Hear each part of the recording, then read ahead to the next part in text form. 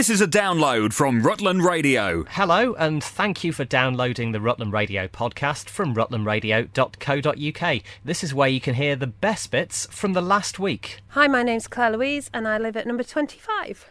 And we're just looking at this amazing projection that you've got out of one of your top windows as part of the Living Advent here in Braunston. What an amazing thing.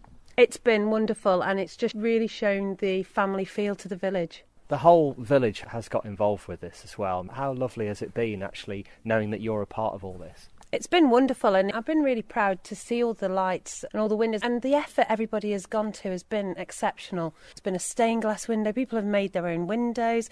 We've had Christian themed windows. We've had windows themed on the greeting of the seasons. It's just been lovely. David Hughes from Hanbury Gardens. I have to admit it was my silly idea to come up with the derivation of deck the halls with boughs of holly. My dear good lady Chrissy has too many shoes. She's the Imelda Marcus of Braunston. And we just thought it might be a nice idea to do something a little bit different with the window, which is why, as you can see, it's full of pairs of shoes hanging from fishing line together with some lights, etc. So it's Deck the Heels with boughs of holly, yes. It was my crazy idea, but she went with it, and she's a creative genius amongst us and has come up with what you see today. Karen Allen, in charge of some of the events that go on in the village. Including the Living Advent windows of Braunston, and we're here just before they finish. But what an incredible display. It really brings the village alive at night. Yes, it does, and everybody's very enthusiastic about it when we first mentioned it in November. So it's been a great success, and we've had 30 people participating, and I'm sure that next year we're going to get a lot more people involved. So yes, it's been fabulous, and it's brought lots of people into the village and lots of children to see some of the windows. So yes, we're very pleased with how it's turned out. And isn't it lovely that people are actually, as you approach the doors of the houses, they're opening their doors and telling you a little bit about their design and everything, and I guess that's happened all the way through. It has, and even when people have been touring around the village, they've said that people have been opening their doors and chatting to them about, what they've done with their windows and how they've enjoyed it. So yes, it's been great all around. Rutland Radio. Good morning. Yes, good morning, and Happy New Year's Eve. Yes, and to you. We've reached the end of the year. Does it feel like it's come quickly this year? It does to me. Do you know, it's flown by, and I think as the older you get, the more it sort of goes quickly. I was talking to some old ladies in the shop, and they said they don't know where the years go so quickly, and when you're young, you're waiting, aren't you, for everything? Yeah, absolutely. And New Year's resolutions, have you made and kept any over the years? I generally break them on January the 2nd. Oh. So this year, I'm not having New Year's resolutions. I'm having wishes.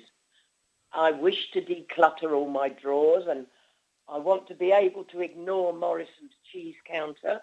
But that's a sort of resolution, isn't it? Yes, I suppose it is, absolutely. And I know what you mean about decluttering. I do love keeping things. I'm very sentimental like that. I've still got my children's school reports, and my daughter wanted hers, but the boys just looked at me as much as say, really? But I think we're a generation that keep things, and they're a generation of throwaway. Do you think it's a generational thing? I mean, they always say these days, declutter your house, declutter your life, and it's very much a kind of modern term, isn't it? I know, but when my little old lady passed away, we found lengths of string, bits of paper folded up all neat. Everything neat, but all saved. I think it's a generation thing. If a radio breaks, they don't take it and get it mended. They just go and buy a new one, don't they? It's hard to work out where to take it these days, although I suppose Stamford Hi-Fi would have a look. Then it would cost more than a new radio, perhaps. But I'm going to try to be a nicer person, because I do have odd days when I'm a little bit sharp. So my resolution, if you call it that, is to be a nicer person, declutter, and ignore Morrison's cheese counter if I can. Well, Happy New Year's Eve, Happy New Year, and thanks for joining us on Rutland Radio, Edith. Lovely to talk to you. But I'm going to bed. I'm not watching it in. The weekly Rutland Radio podcast. Hello. Hello, Emma. It's Rob Pisani from Rutland Radio. Hi, how are you? All right, thank you. How are you? Yeah, not bad, thank you. Excellent. Tell me about New Year's Day. It must have been absolutely crazy for you. It was. We thought we would be a little busy, but then you can't predict it because you don't know what people are going to do the night before. Well, indeed, yeah. So we expected sort of maybe 300 to turn up, and we got, I think it was 626 was the final number. So yes, it was quite overwhelming. So, to say the least. You were saying the note you sent to us about the park run and how actually it was the first time and the only time in the year where you could run 2 park run in a day. Is that basically because there were some that were earlier than yours? That's right, yeah. So what Part1 allow you to do is to choose your event time, any time between, I think it's 9 and 10:30, to allow people to travel to nearby ones and do a second one. And it's called the New Year's Day Double. And it's the only time when the results count both times. So yeah, quite a lot of people took that up. So you had people from as far afield as Leicester, Harborough, Melton coming along? Yeah, that's right. Belton House as well. We had a few coming from there. I couldn't believe the masses was we saw them coming towards us at the start. And we had to delay the start as well, because we thought people are struggling to get through the barriers at Rutland Water. But isn't it great that now they've experienced the Rutland Water Park run? I guess, quite a few people for the first time. Yeah, it was. I think we had around 200 first-timers to Rutland Water. So although some of them would have done park run before, they'd not been to Rutland Water. And I spent all of New Year's Day after the park run responding to comments on social media of people saying how much they enjoyed it and how much they're going to come back. So we're quite excited about this Saturday, actually, to see how many actually turn up. Yeah, absolutely. So 364 was your record before, and you got, 626? 626, yeah. Unbelievable. Towards the end, we had to have people sort of linking arms to create a really long finish funnel for people to walk through so we could keep them all in order.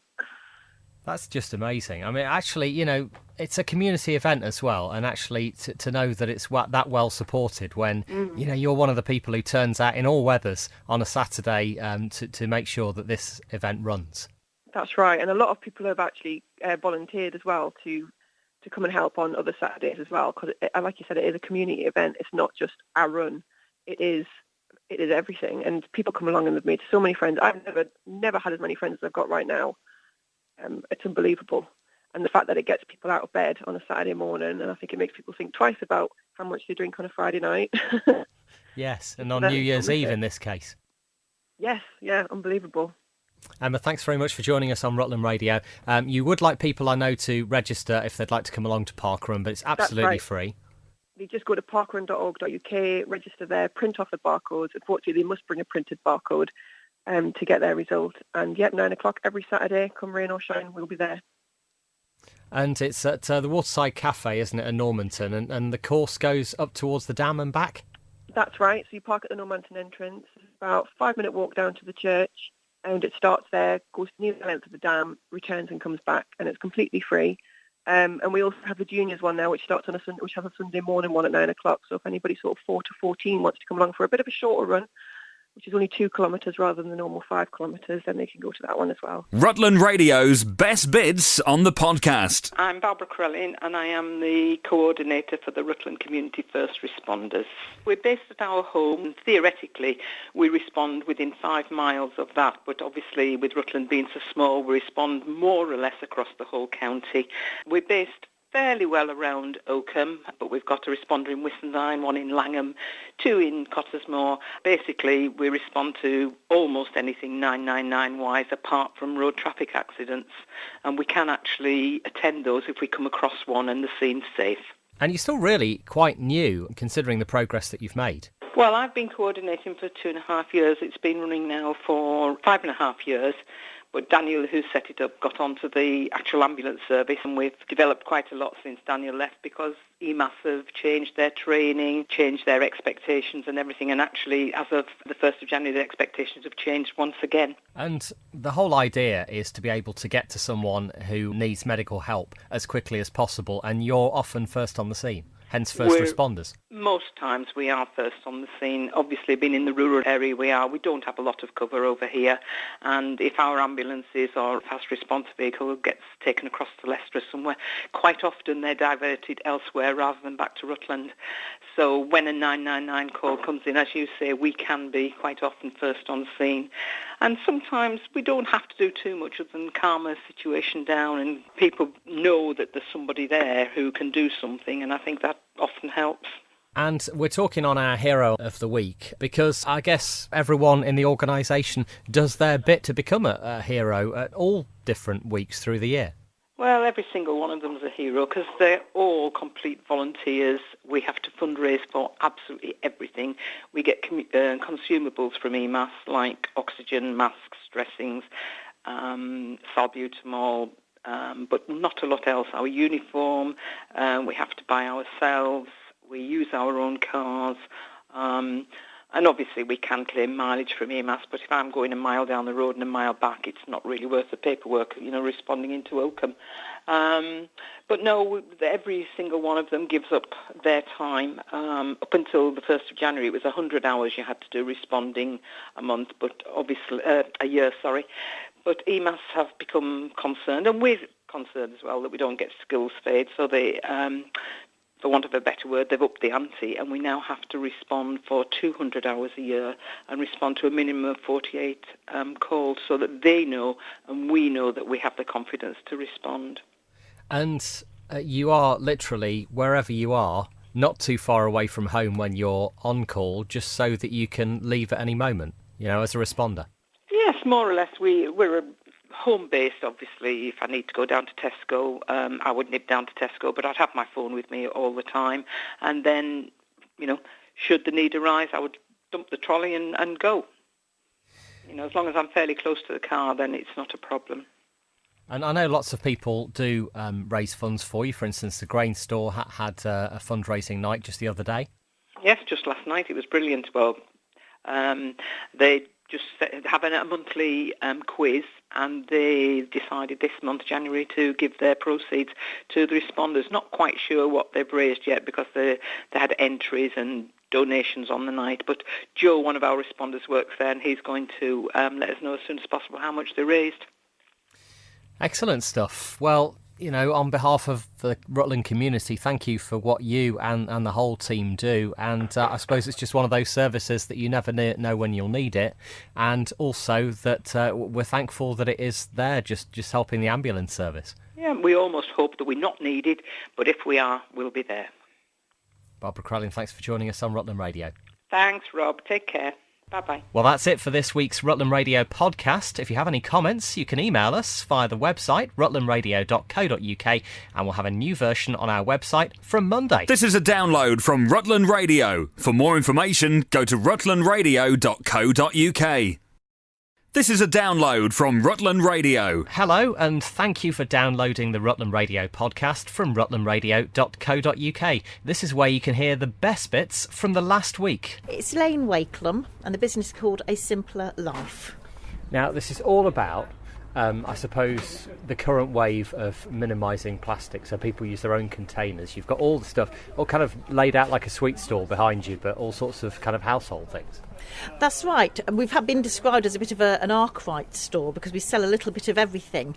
Everything from baking ingredients, nuts, herbs and spices, right the way through to toilet cleaner, washing up liquid, and you can just bring your bottles along and refill.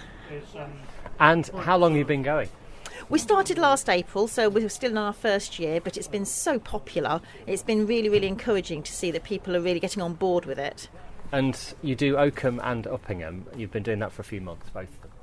Yes, we started in Oakham last June, and we since moved on to Uppingham due to the number of requests that we had. And then we do other markets in Leicestershire as well, but they're the two that we do in Rutland. So what do people need to bring along, for instance, if they want some washing up liquid? What sort of container? Anything and everything, as long as it's not paper, because obviously a paper bag will go a bit soggy. We have people bring milk bottles. Plastic milk bottles are fine because you're reusing the plastic. We have people bring old containers, washing up liquid containers. So as long as it's got a lid on it and it is waterproof, you can refill it. And do you see yourself as kind of, a pioneer locally of this new wave of minimising the amount of plastic, minimising the new containers that we use? I don't know about pioneering locally, because there are so many people already doing it. They just need somewhere to more focus as to know that where they can come to, as opposed to having to search online for the products, which obviously in itself is not particularly good for the carbon footprint side of things. And people are aware of that, but there's such a desperate need for zero waste shops, which is what we call ourselves, that it's just nice for people to be able to focus and know where they can come for the products. So what is it that most people ask for more than anything? We sell a lot of liquid refills, so the washing up liquid, the toilet cleaner, but we also sell a lot of personal hygiene products, certainly for the ladies. Well, obviously you can't roll it on. I mean, what do you use, a brush or something? I don't know. How does it get dispensed? For the personal hygiene? Yes, for the personal hygiene. Yes. Sanitary wear. I see what you mean. That sort of personal hygiene. Yeah. As well as when we do deodorants and shampoo bars and things like that, which are always popular.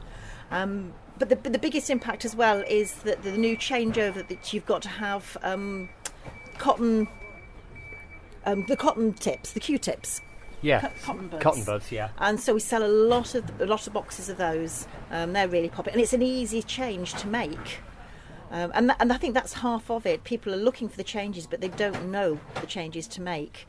And they are so simple to do. The weekly Rutland Radio podcast. Hi, my name's Emma Taylor, and I'm the Diddy Rugby Rutland and East Leicestershire franchise holder. Hi, I'm Vicky McQueen. I'm the CEO and founder of Diddy Rugby UK. Hi, I'm Phoebe Andrews and I'm an ambassador for Rutland and East Leicestershire. And tell us about Diddy Rugby, how it started and what it achieves for what sort of ages.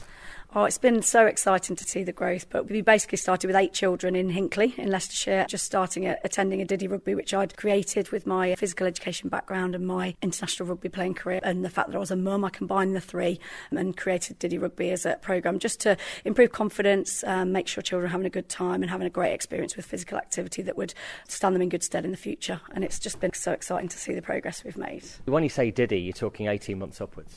Absolutely, yes. 18 months, or as soon as they're steady on their feet, we take them. For the 18 months to 3 age group, it is more of an education experience for parents to learn about how to play with their children, how to interact, how to engage them in physical activity in a fun and great environment. So we like to educate the parents as well as have a great time with the kids. And then when it gets to 3 to 4, the parents step away a little bit, the children become more confident. And then 4 to 6, they're preparing for tag rugby. And we like to feed the junior rugby clubs as best we can with the under 7 tag programme as well. And it's boys and girls? Yeah, absolutely. We encourage boys and girls from a very early age. We do see a lot of girls coming through, which I get really excited about as an ex-international player, and seeing the girls that are really interested in playing the sport of rugby. But obviously we feed to other sports as well. It's basic fundamentals of fitness. So some children come along and they might leave at 5 and then go and do swimming, or they might go to gymnastics, or they might find trampolining. But as long as they've got something that gives them a great base and a good starting point for future physical activity, that's what we want. Emma, we're speaking to you after Langham Village Hall, your first morning for all those different ages, and you were packed. Absolutely, yeah. It was great to see such a great turnout. I'm actually quite surprised. Being a Oakham local, I knew that there would be a market for it, and I knew that with having affiliations myself with the rugby club, that there would be people come to the session and that they would benefit from it, whether they decide to take it into a rugby area or whether they just decided to take it through sport. I feel honoured that I'm helping them at such an early stage, and it's invaluable skills for them when they get into the primary and secondary stages of school. So it's absolute honour, and I'm super glad to be doing this.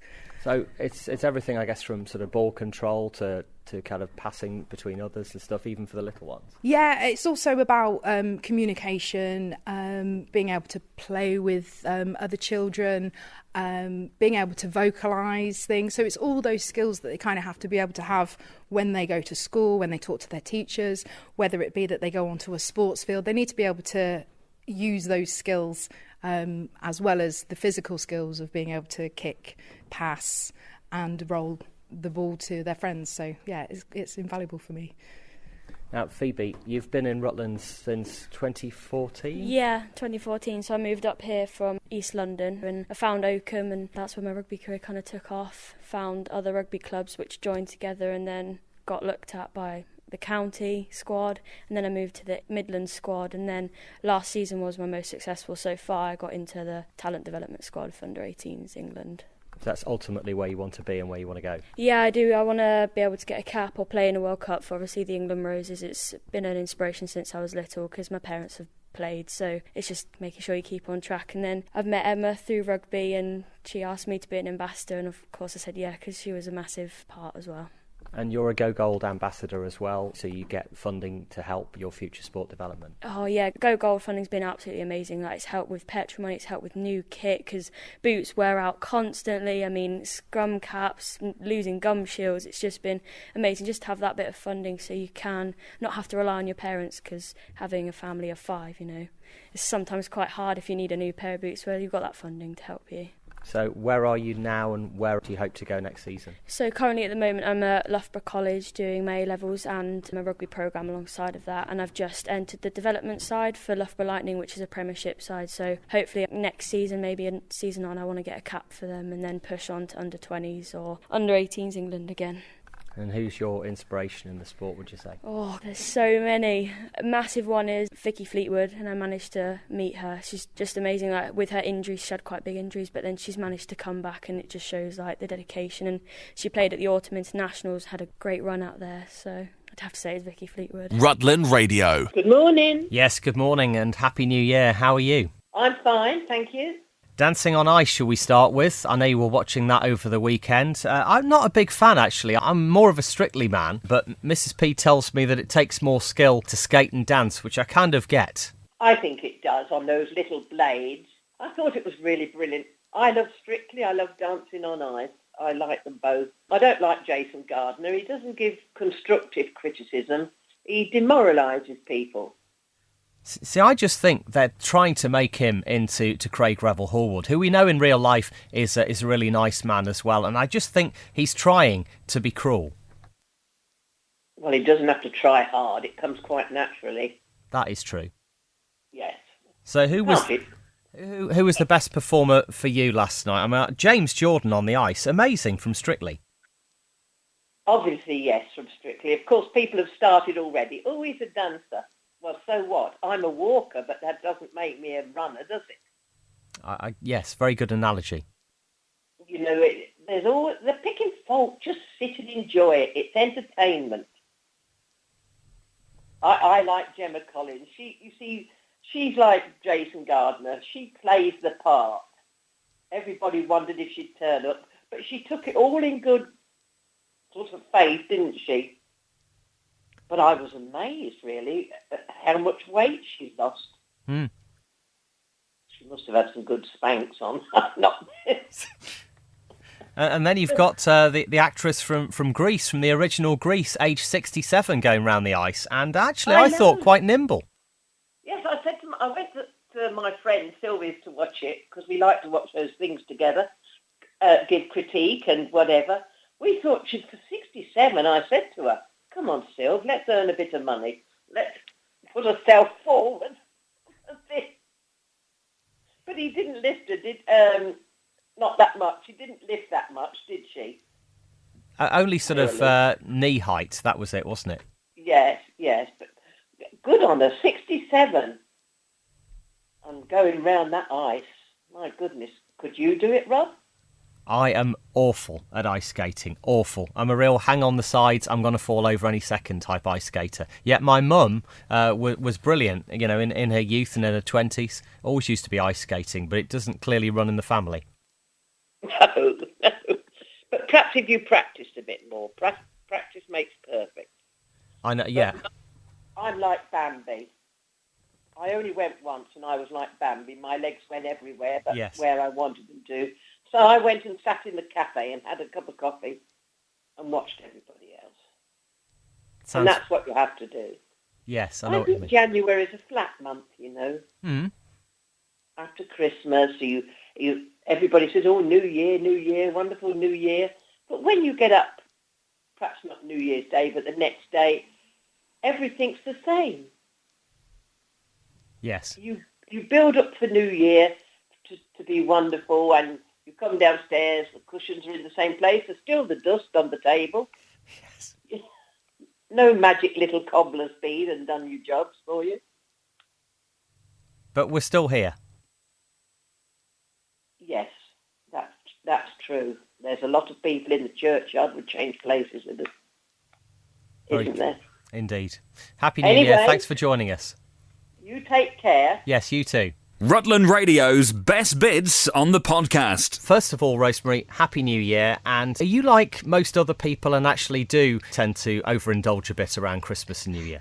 Well, a very happy new year to you and to all of your listeners. And yes, very much so. I love Christmas, and I love Christmas Day and Boxing Day when I basically eat whatever I like. And yes, I have gained about 3 pounds, but I think that's quite a good thing. I think that's quite healthy because it gives you a break from being wholly sensible for the rest of the year. And so now I'm trying very hard to lose those few pounds by going on to my binge buster diet. I think we need to understand that when we do have a bit of a blowout over Christmas and New Year, and alcohol is a very big part of that, we need to realise that a lot of the extra weight, when we pop on the scales and look absolutely horrified, a lot of that weight is actual fluid. It isn't proper fat yet. And we can actually do something about that quite quickly. And I've created a binge buster diet, which people can have a look at rosemaryconley.com. And basically, the idea is that for 3 days, just 3 days, you make a really big concerted effort. And so one of these things is, the first one is no alcohol. So just give alcohol a miss for just 3 days. It'll be good for your system. Good for your general health, and so that's number one. Number two is don't eat any snacks or nibbles. So anything you've got left over from Christmas, either get rid of it, give it away, throw it away, put it in the freezer, whatever you need to do with it. But whatever you do, put it out of sight. And then the third one is eat 3 meals a day, have a breakfast, a lunch and a dinner, but try and choose your food carefully because, you're not going to eat a lot. You're not going to have those nibbles. So therefore your breakfast needs to be something that's going to keep you feeling fuller for longer. Something like porridge or a high fibre cereal. Watch the quantity of it, just have a bit. And then for lunch, have vegetable soup. And this is really good for us because it's got lots of nutrients in it, but it also keeps things moving, if you get my drift. Right, and obviously because it's liquid, it kind of makes you feel fuller for longer, having eaten less, if that makes sense. Exactly right. Soup has been proven to be incredibly good in the stomach, and it is digested more slowly. It keeps your blood sugar levels more level, and it is really good for us to have soup. So that is great. And I make my own soup, and I have all sorts of vegetables, and I throw any vegetables in it with a couple of vegetable stock cubes, and I just, whiz it all up together and then have it as a lunch. Is brilliant. And then for your evening meal, have chicken or fish rather than red meat, and have it with lots of vegetables. So you have a really big plate of carrots and broccoli, maybe asparagus, broccoli spears, cabbage, that sort of thing. And that will really, it will fill you up without giving you too many calories. And if we're talking a lot at the moment about plant-based diets and eating plans, and even if you've never done that, why not have a bit of a go at trying a plant-based meal? That plant-based is very low in calories, low in fat and all of those things, and surprisingly nutritious, so it's worth giving it a try. And we have a whole eating plan on rosemaryconley.com on plant-based foods, so there are options out there. And then lastly, and very importantly, each of your 3 days, and ideally beyond that, do 30 minutes of exercise. Now, this could be going to the gym if that's what you do, go to a class if that's what you do, or going for a walk, a brisk walk, or going for a cycle ride or a swim or whatever it is that turns you on. But do it for 30 minutes. And if you do those 3 things over 3 days, 5 things actually, over the 3 days, you will lose probably 3 or 4 pounds. So you keep on with that cycle, do you? Is it 3 days out of each week, or? No, you just do it for now. You don't have to do it continually. You're just doing it this week while you've sort of, in effect, you've come to the end of your celebrations. You're maybe back at work, and life is getting back to normal. Do it sharp, sharp and really effective. Be really strict. And then when you've done that, then go back to normal, healthy eating and try to adopt some of those principles, like try not to snack between meals, try not to have too much alcohol, and at least have 3 days a week when you don't drink. But, and yes, keep the exercise. Exercise is so important. It's like a super saver bank account that pays double dividends, because it not only burns extra calories and makes you fitter, but it also makes your body into a better fat burning machine rather than a fat storing machine. Really important. Rosemary Conley, thank you very much for joining us on Rutland Radio, and lovely to speak to you, being so local to us as well. And I know you came to the NSPCC Carol concert and gave another lovely reading as well just a few weeks ago. But we're into the new year, and it's time really just to take care of yourself but not be too hard on yourself. It's always a pleasure to come to Rutland, and yes, look after yourself, and let's hope everybody has a healthy and happy new year. Rutland Radio. I have been a couple of times in the past, yes, but not for a while. I don't know how possible this is, but on your show that you're travelling around, are you actually able to be winched in on wires? Or No, there's not going to be anything spectacular like that. It's going to be a straightforward audience with, so that for the first half I talk to the audience about things I've done, including Strictly, Big Brother, that sort of stuff. Then there's an interval in which people can get a drink, buy a book if they want to, and I sign it. Then after the interval, it's entirely 100% down to the audience, a straightforward question and answer. And do you feel the country is in a tricky place at the moment? I don't know that we're in a tricky place, because I don't believe that leaving the EU is going to cause us any medium or long-term problems. And the only reason there'll be any short-term problems is that we are prone to panic. And that's exactly what happened the day after the Leave vote. There was terrific turbulence in the economy because everybody was in a panic. 3 days later, everybody had realised, no, Armageddon didn't happen, and the economy's doing extremely well ever since. So I think we're in a tricky place only as much as what happens on March the 29th is still a bit uncertain. But I'm extremely optimistic, providing we get a proper Brexit. The Prime Minister's deal is not a proper Brexit. And getting back to the Strictly side of things, yeah. When you first went onto that stage, actually on the live show, yeah. Did you actually pinch yourself and thought, what am I doing? How did I end up in this place? Several times. Because Strictly had come to me every single year since 2004. Every year from 2004 until 2009, they came to me and I said no. But the reason I said no was because I was still a serving MP. I didn't have any other objections to it, but I thought it wasn't consistent with the amount of time that I would have needed or dignity to have done it while I was an MP. So I said no. When I did say yes, I knew it was going to be something different. What I didn't know and couldn't have known was that it was going to turn out to be a rip-roaring success that was going to lead to a whole load of other things. I thought my retirement was going to consist of walking on Dartmoor and writing. Anne Widdicombe, thank you very much for joining us on Rutland Radio. We look forward to seeing you back in Stamford on the 19th of February, which is Tuesday night. £23 a ticket, and I hope to be in the audience myself. I can't wait for the night. Thank you very much for being on.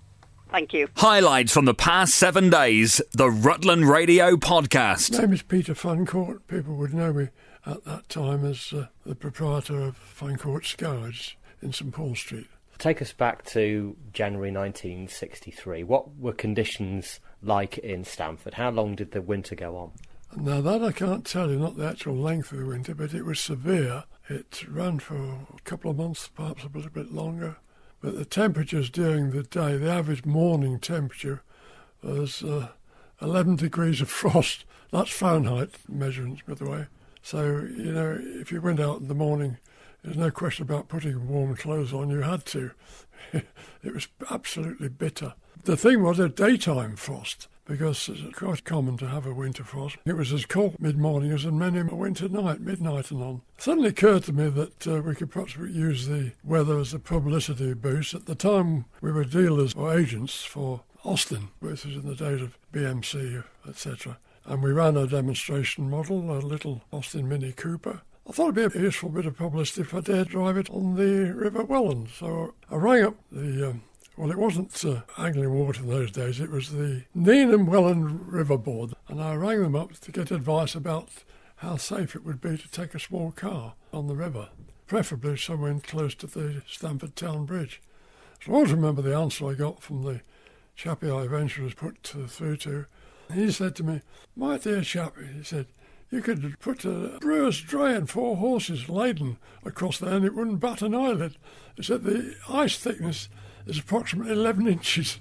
So reassured with that, I thought, well, I dare do this. So I got on to Stamford Mercury and got them to provide a photographer. Rather nervous photographer, I always remember, because we were on the riverbank and the photographer was in the car with me and said rather nervously, "You don't want me now, do you?" I said, no, it's quite all right. So he got out of the car and took the photographs. And I drove the car onto the Welland at the point where you can't get at in Water Street, about 50 yards in, 100 yards in from the intersection by the George Hotel. There's a little drift which took you straight down to the water's edge. So it was a piece of cake just to take the car down, drive it onto the river. I took the car down as far as the Albert Bridge, just for fun. A little bit nervous at first, and I realised that they weren't pulling my leg when they said about the thickness of the eyes. I suddenly realised I'd got a case of empty beer bottles in the boot. I thought to myself, hang about, let's threepence each on the bottles to take back. Just in case, we'll take those out and put them on the riverbank. Not that it was much, in fact, of several £1,000s worth of cargo, glug. So the man did his stuff. He took the photographs, so I have them now. And the next move was to get onto the Mercury again and book I think it was a quarter-page advert for the car, for Austin's, with a caption on it, "You can go anywhere in a Mini." I know it didn't get down very well with our competitors. They're quite miffed that they hadn't thought of it first. I didn't tell anybody I was going to do it. Well, my wife would have played merry hell if she'd heard. But she didn't, and it all went off splendidly. So it was a bit of fun, a bit of a hoot, you know. But it's attracted a little bit of publicity, which was the object of the exercise. And I have the photographs still. So there you go. I don't personally envisage the weather ever being that cold again for that length of time. I think it was a week after I'd put the car on the river, the thaw set in, and that was the end of that for the winter.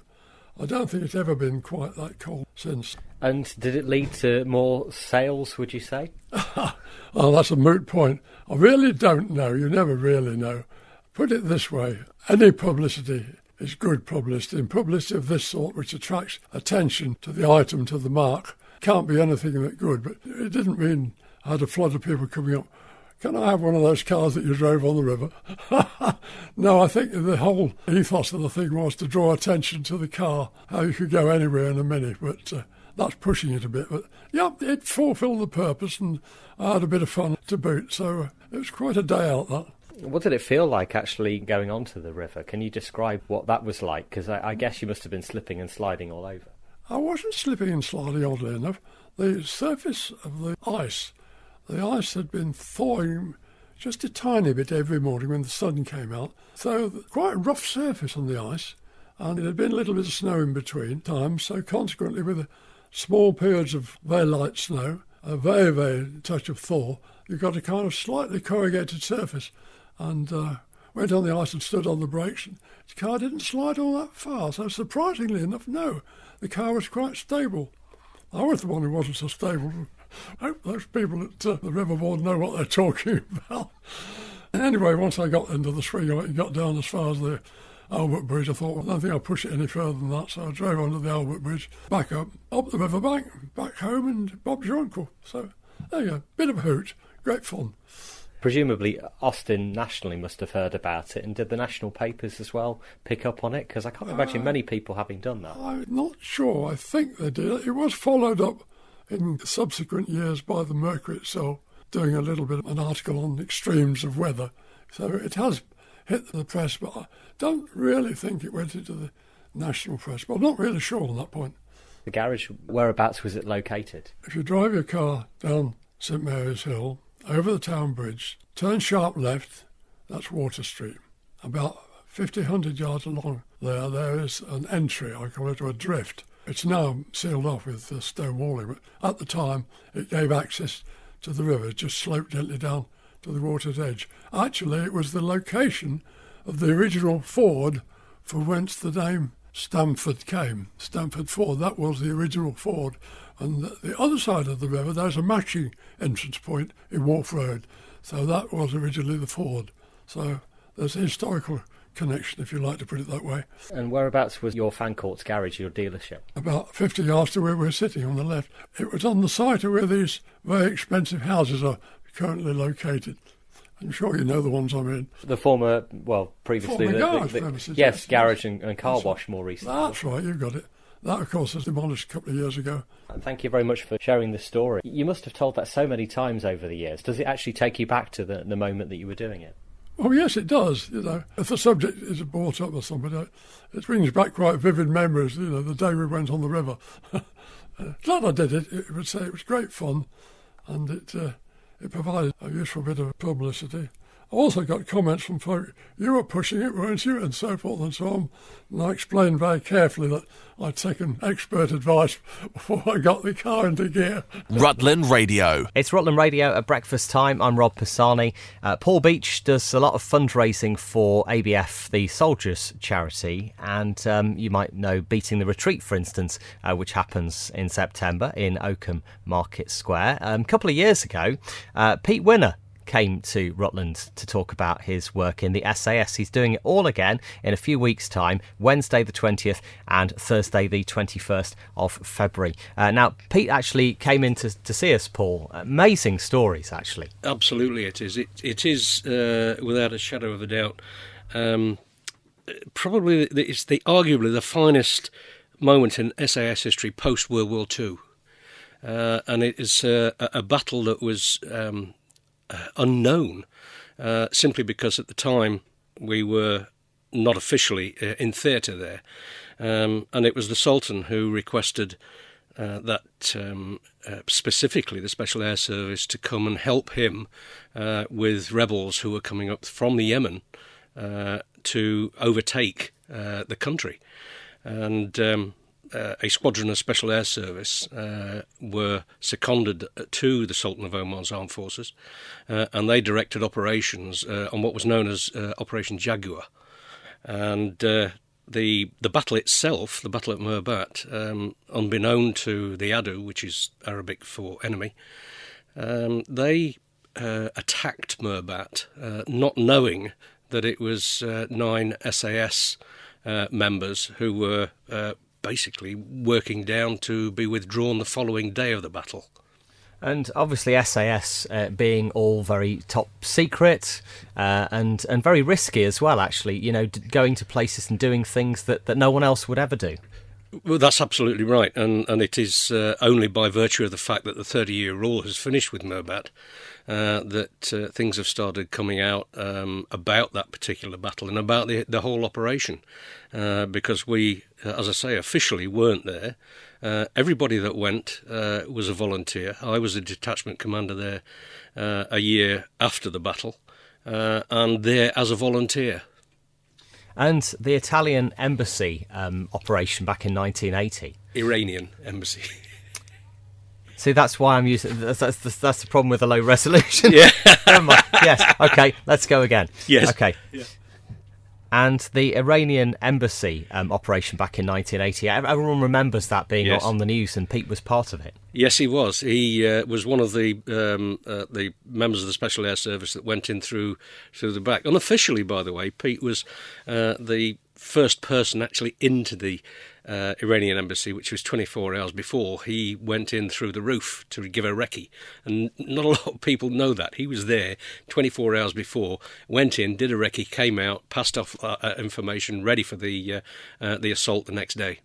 And ABF, the Soldiers charity, is where all the money is going to actually, you know, from these two talks, which £15 to go along and hear Pete's stories, and also you've got a chance to get his book as well. But tell us about the charity and the work you do to actually help them. Well, the charity, the ABF Soldiers charity, is the charity for the army and families. It's not just serving soldiers and soldiers that have left the forces, but also the families as well. And it's important to recognise that we do have the covenant to support soldiers and their families, and specifically here in the East Midlands, in Leicestershire and Rutland, that's what we raise the money for. The money that is raised at all the events that we have in Leicestershire and Rutland goes to people in Leicestershire and Rutland that need it. And what we ask is that soldiers and their families come to us and talk to us about what their needs are. So you can come to one of these talks Wednesday the 20th or Thursday the 21st of February, 2 nights together at Catmos College Theatre at Huntsman's Drive in Oakham. It all gets underway at 7:30, although the doors will be open an hour before. I guess you've got a chance to meet Pete as well. And I suppose, you know, he's one of those people that he has so much to say that the people are kind of queuing to talk to him before the talk, and you've got to get to a point sort of 5 minutes before saying, now come on everyone, sit down, and we need to get on with this. Yeah, we have another attraction as well. We've actually got a 25-pounder artillery piece on the stage, which is significant to the battle, and people sort of hover around. We have to watch people with screwdrivers that want to take away souvenirs as well. Oh, really? Yeah, yes. People... Pete will give a Q&A, and Takavisi, second hour Takavisi, will also be present. So the Fijian community here in Oakham, in Rutland, really ought to come and rally round and meet Tak as well, who was given the equivalent to the Fijian Victoria Cross on the 24th of October last year, when a statue was unveiled to Laba Laba. So whereabouts does he normally live then? In Hereford. Oh, yeah, right, okay, yeah. So both from the same sort of area. Yeah, they both come over here together. Well, thanks very much for putting it all together and arranging it, Paul. I know you're also handling tickets for this. Where can people get them from? Right, on the flyer that is around, there is an email address and there's my phone number. The email address is merbattickets. Sorry, I'll start that again. Is merbattickets2019@gmail.com. So in the middle of that, Merbat Tickets, there's 2 T's. Or phone me on 07770 478 656. And we look forward to 2 nights at Catmos College with Pete, and also hearing about the Fijian side of things as well. And thanks very much for joining us today, Paul. No, thank you, Rob. Thank you very much. The weekly Rutland Radio podcast. My name is Helen Schofield. And you're about to embark on your 100th marathon. I am. At the moment, I'm up to number 98. So number 99, fingers crossed, will be at the end of January, and then number 100 the week later, at the beginning of February. When was Marathon 1 then for you? Marathon number 1 was October 2008. It was the Dublin Marathon. I had been running for a number of years. My first run, officially, first race, was the Great North Run back in 2002, very close to my heart, back at home. And I tried to get into the London Marathon, but the ballot process is always so difficult to get through. So I thought, OK, we'll leave London and I will apply for Dublin, and ran the Dublin Marathon, just over 4 hours. It was always a target to be under 4 hours. But typically, having got into Dublin, London then came through, and I got the You're In magazine. So I did my first marathon in Dublin in 2008, and my second was London in April 2009. And so that's sort of over a 10-year period, effectively, that you've been building up these marathons. For a lot of people, just doing one takes an awful lot out of them, and they think, well, I've kind of done that, box ticked. When I moved down to Stamford back in 2010, and I took a break from running. I think taking over a new job and building a new life down here took a lot out of me. So I didn't start to run again until about 2012, when friends of mine encouraged me to run the Race for Life again back in the northeast. And then I joined Stamford Striders, and then I thought, you know what, I'm going to try another marathon. So my third marathon was 2013. So the rest have been in the past 5 years. Why do I do it? I just love the feeling of crossing that finishing line, know that I've achieved something. 4 hours, 5 hours, whatever it takes. There are times when I'm hating every step, and there are times when I'm loving every moment. For me now, it's not about the finish time. It's about the people I meet on the way, the people who've inspired me, the people who've encouraged me, and getting to that number 100 has been a target for the past 2 years now. My original aim was to run 45 marathons before my 45th birthday, and the reason behind that was that my father died at the age of 45 very suddenly of a massive heart attack back in 1993. So when I started running marathons more regularly, the 45 before the 45 became an aim. I ran my 40th marathon with some of my closest friends up in Edinburgh on my 40th birthday. So I was 5 years early on that 40th one. My 45th marathon was on the northeast Northumberland coastline with, again, another very close friend, and that was on my dad's 69th birthday, or what would have been. So then I thought, let's just keep going. And in all of this, I've raised money for the British Heart Foundation along the way, which obviously is a very special charity close to my heart. People often say when you're doing long distance running, it's not just the physical capability, it's that kind of mental picture that you can do it, that you can keep on going, that you can't stop. You've just got to get over that finish line, but just kind of pace yourself as you do it. Absolutely, and I am so blessed that I've got so many great friends that I've met through running, through the Stamford Striders, the North East Marathon Club, hard moors races, which I do on the North York Moors, and often I have a friend to run with, and we keep each other going. I have a particular good friend that I run lots of marathons with, and she's really strong in the first half. I'm stronger in the second, so that's how we get ourselves through. But it's for me, it's more of that mental battle sometimes, because you have to convince yourself that I have done this before, I will get to the end, no matter what the weather's like, whether it's too hot or too cold, or it's pouring with rain or snowing or whatever, you will get there. And then you've got that personal reason that you're running for as well, and actually you can never get away from that, but actually surely that must be helping you as well, and actually having that in your head. Definitely. I've got a necklace around my neck that I wear, and on one side it says I can and I will, and on the other side it says for Dad. Dad obviously was a massive influence on my life.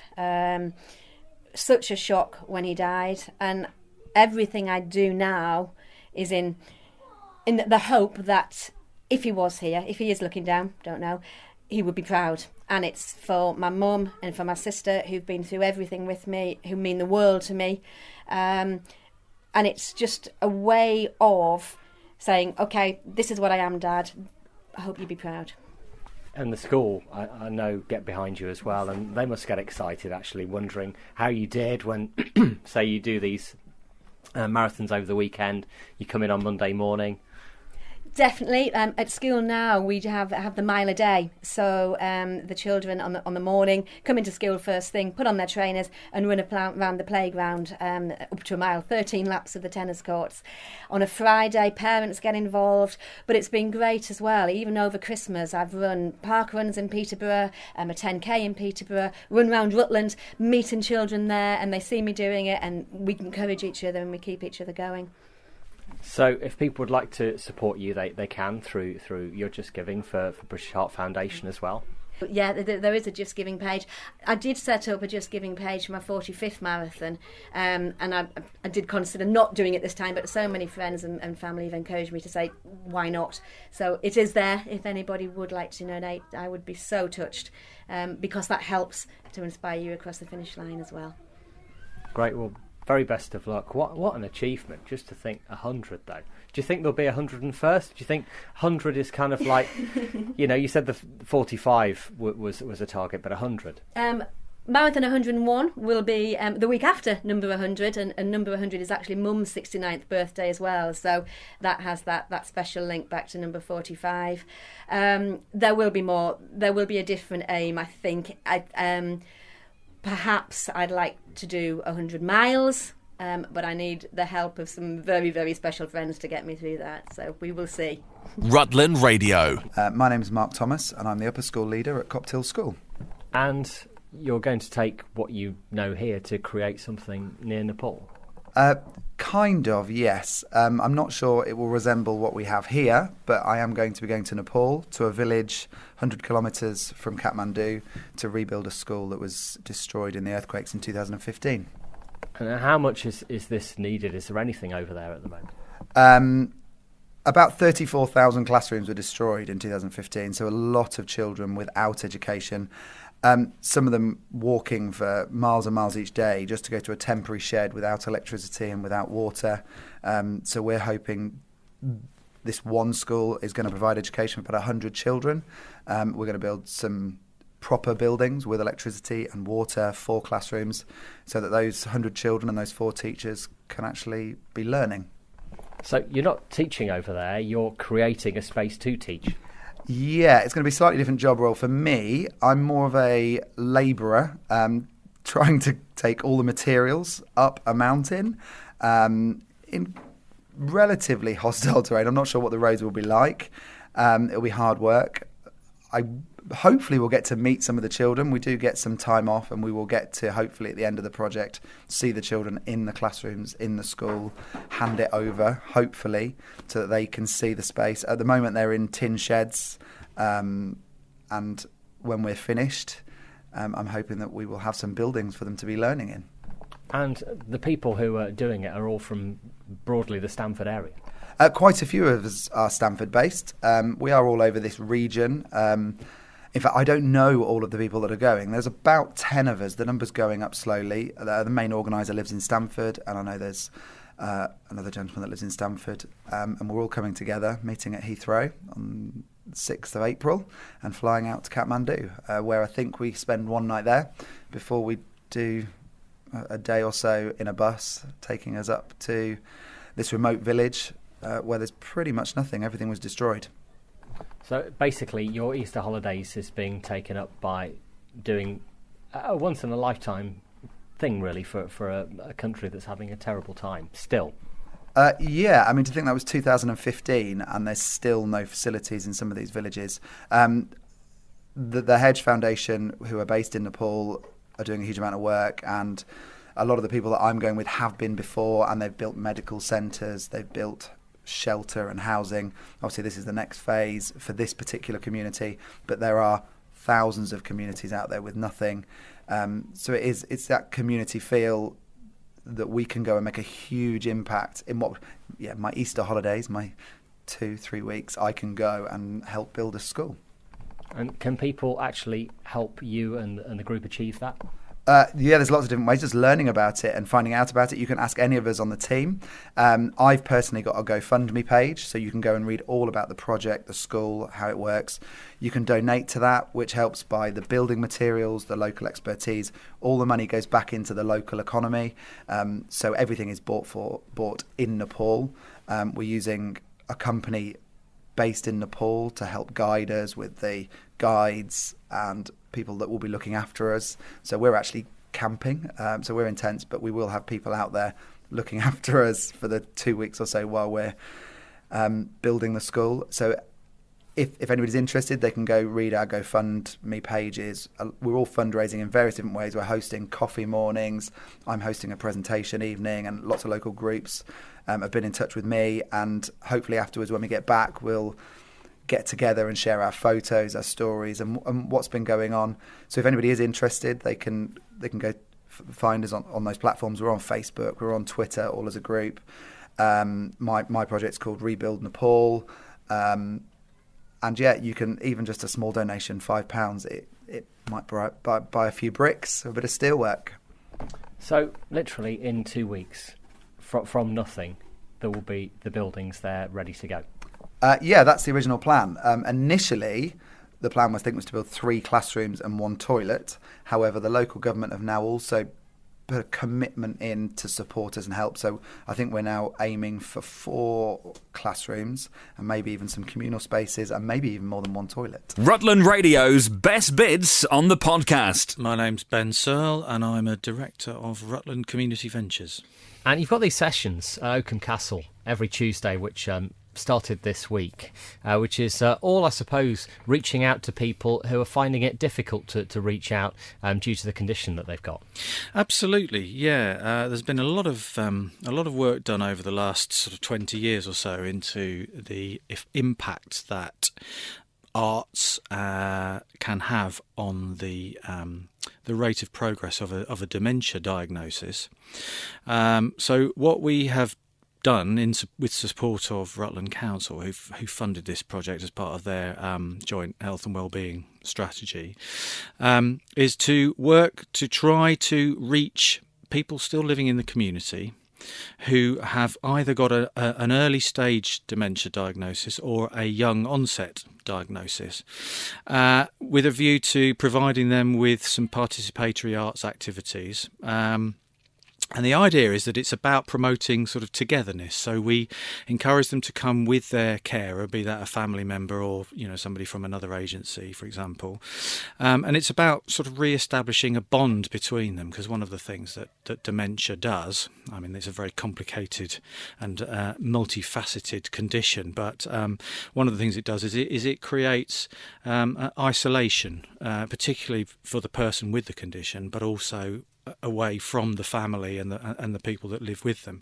And this is all about re-establishing that kind of contact. So we're providing them with opportunities to do something together, be that something that's a new thing or something that they might have done in the past, but something that's going to sort of re-establish that bond on a more positive level. So it's not necessarily just about being a carer or caring for somebody and thinking about what they've lost. It's much more about what they can do and creating a positive vibe between the two of them while they do something together. And they're fun activities, basically, a different thing each week. Absolutely, it's a range of different things. It's all arts based. Arts, as I said earlier, there's a lot of science behind this. Arts and practical arts, particularly involvement in practical arts activities, has a very positive impact on the nature of the condition. So we're running a number of different workshops. We had a ceramics workshop this week where they made pots and tiles and all sorts of things like that. We're printing next week, dancing and music making the following week. The week after that, we've got a chap coming in with his Paraguayan harps. And after that, we've got some drawing and some sketching, and then some more printing, sort of textiles printing. That's the first series, and that runs up to the 12th of February. And then we've got a second series running from the 5th of March, again on a Tuesday at the castle. The first one is a lot of fun. I've actually done this workshop myself. It's building a ukulele out of a margarine tub. Yes, I know those people just over the border who appear all the time doing it. Yeah. Absolutely. Yes, they're good friends of mine, actually. So, yes, we were very keen to get them involved. We've also got somebody coming in to work with our participants on making art out of books, so creating sculpture out of pages.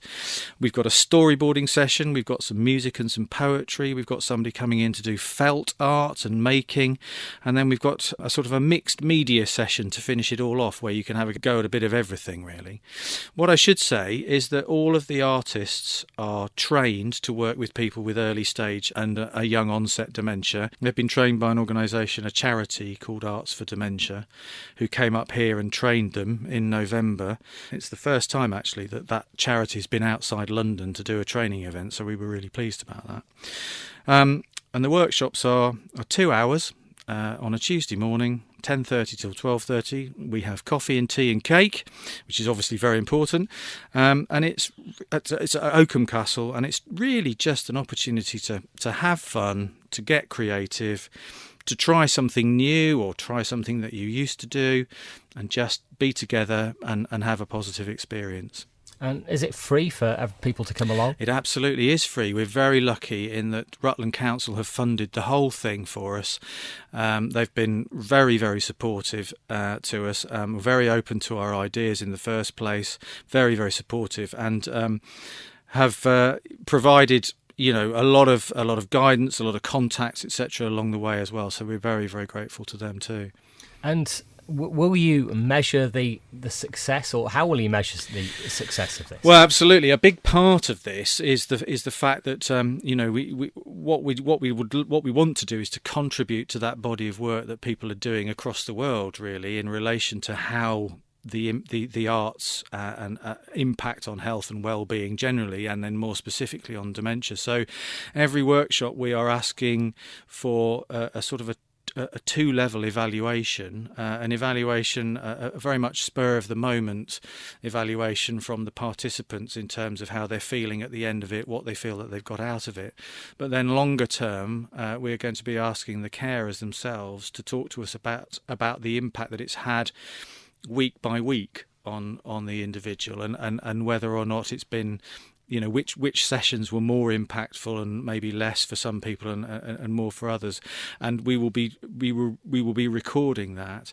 And at the same time, we're also we're videoing each session too, so we will have a visual recording of the activity, and we'll begin to build up a picture of the nature of the way that people are engaging with the art and engaging with the other individuals in the room. It's quite interesting actually. When they first come into the room, the nature of the condition means that they're very insular and unsure of themselves, but by the end there's quite a lot of interaction between both, the carer and the person themselves, but also across the room with other people too. So it'll be very interesting to look at that, and we're going to make that available to people as well.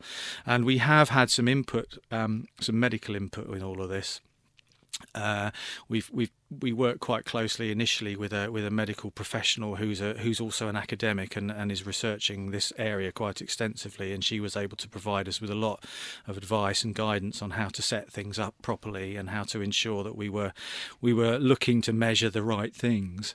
So yeah, we feel like we're coming at it in a very sort of holistic way, and that we hopefully this is something that's going to become more prevalent, and it's going to become more of a default setting for the medical profession to point people in the direction of this kind of thing, because it really does have a very positive impact on people. And it's not just people with a dementia diagnosis, of course. It's a universally accepted thing, really, that participation in practical activity, be it art, sport, whatever, can have a very positive impact on people. So it's gentle, it's friendly. It's are you getting the same people, do you think, week by week, or are people just picking and choosing what they think they interest them? I think it's a bit of both. So far, everybody said they're coming back next week, and we've also had interest from 2 more people as well. So we are actually almost at capacity. If too many people in the room doesn't, you lose the dementia friendliness element of it. So we're looking really at a maximum of 10 or 12 people, including the carers. And if everybody comes along next week who said they're coming along, we will be at capacity. But obviously there are a lot of workshops going on all the way up to the first week of April. So there's plenty of opportunity for people to get involved. And if you want to know more, then just make contact with us at Rutland Community Ventures, and it's just info@rutlandcommunityventures.uk, and just drop us a line. And as you say, that the numbers, I guess, need to keep small. But are you hoping to contact more people and reach out to more people who may be quite isolated by the fact that day to day they're looking after someone? Yeah, absolutely. I mean, as I said earlier, the council have been incredibly supportive. One of the resources that they have is an admiral nurse, and an admiral nurse is somebody who specifically works with dementia patients in the community. And Rutland is one of the only local authorities in the country to have an admiral nurse. Usually they're affiliated to hospitals and other sort of medical practices. And she, Angela, has been incredibly helpful, and she has an enormous caseload and goes out and talks with these individuals and tells them about what we're doing and obviously all the other stuff that's going on as well, because actually there is quite a lot of stuff going on in Rutland, which is really, really nice, actually. And we foresee this to be an ever-increasing market, for want of a better term. That there is definitely a commitment from the council to support this kind of thing. Obviously, funds aren't limitless, but I think if we continue, and obviously we've only been going for a week, but if we continue to attract people at the rate that we're attracting, then I think we will need to run some more, and we'll need to look at how we might do that and look at the other agencies around the place to do that.